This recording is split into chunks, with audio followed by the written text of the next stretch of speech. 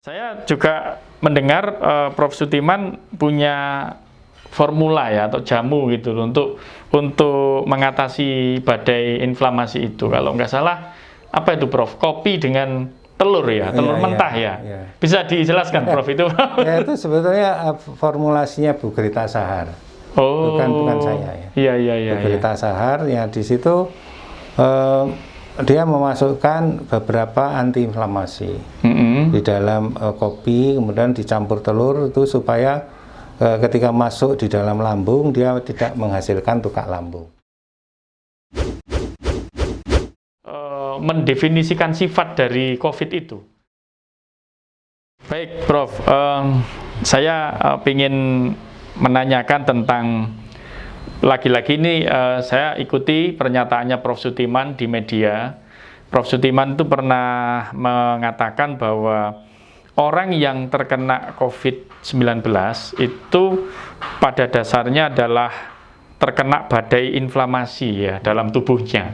Nah, badai inflamasi ini khas, saya belum pernah ada kata badai inflamasi. Kalau inflamasi saya sering mendengar Prof, tapi istilah badai inflamasi ini saya baru mendengar ini dari Prof. Sutiman.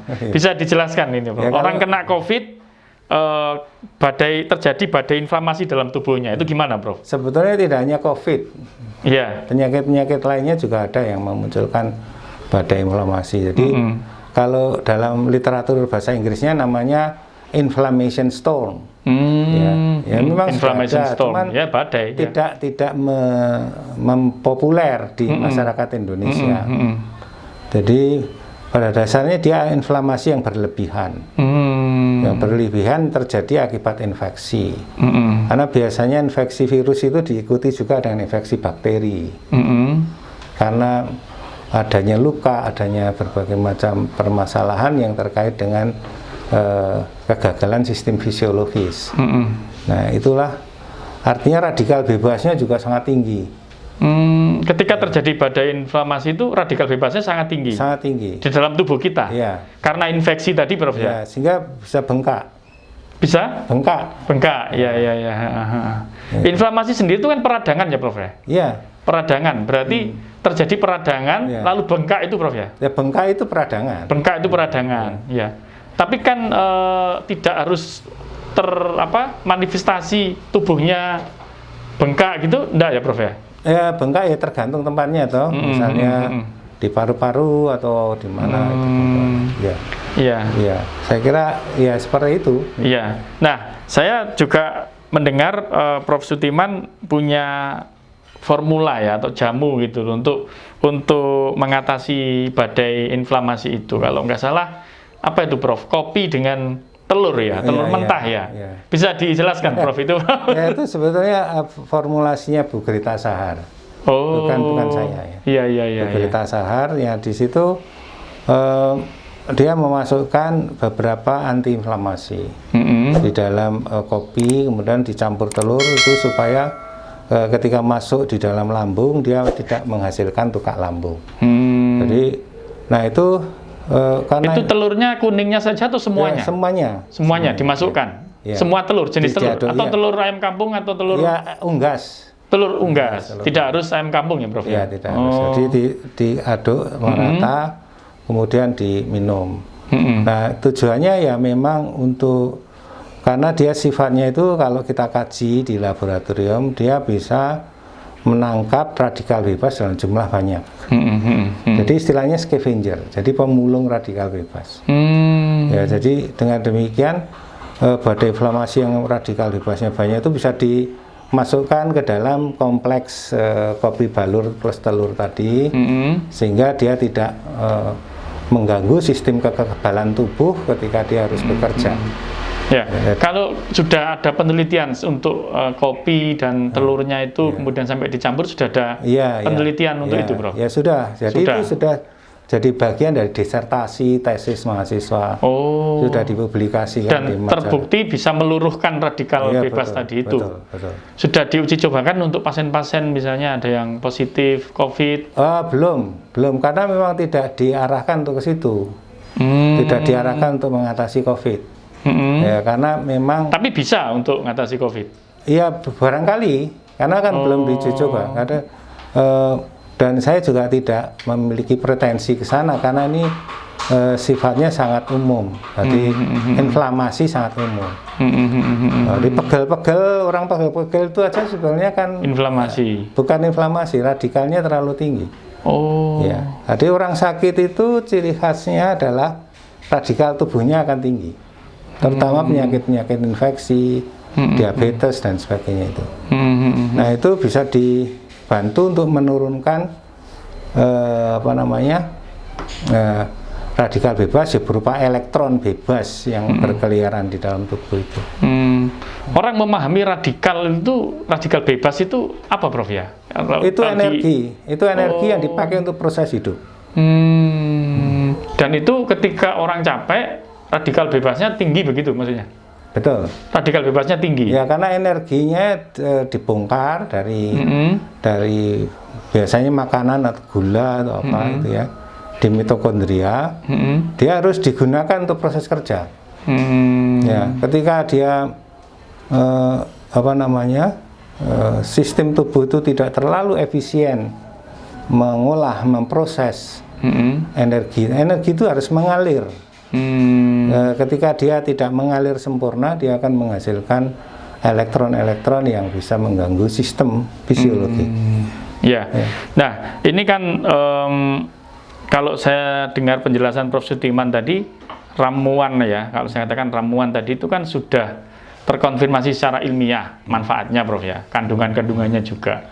Dan itu bisa sebetulnya untuk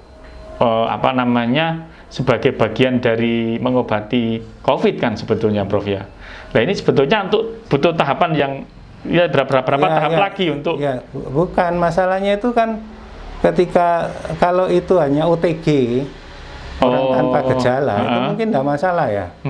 Tapi kalau sudah dia mengalami gagal nafas dan sebagainya pakai ventilator ya itu kan perlu ahli-ahli yang harus menangani stepping di situ.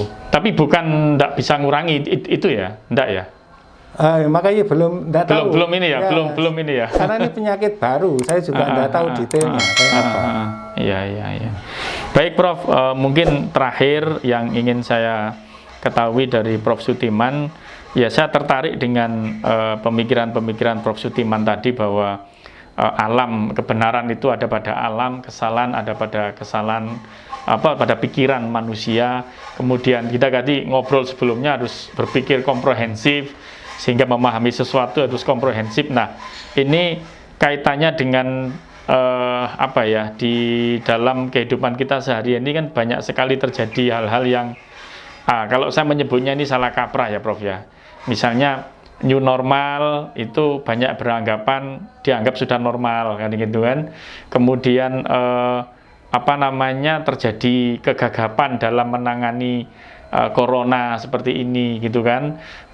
Satu sisi rumah sakit yang menjadi rujukan itu kewalahan, tapi pada sisi yang lain ini juga hanya orang-orang tertentu yang bisa dirawat di rumah sakit tertentu. Nah, ini bagaimana, Prof, masalah. Kemudian untuk bikin vaksin juga tidak mudah kan begitu. Sementara nah, ini bagaimana? Harus bersikap itu bagaimana, Prof? Ya, ini terakhir, Prof.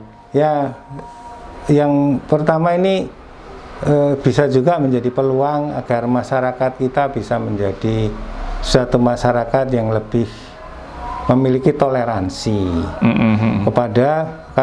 pada manusia yang lain.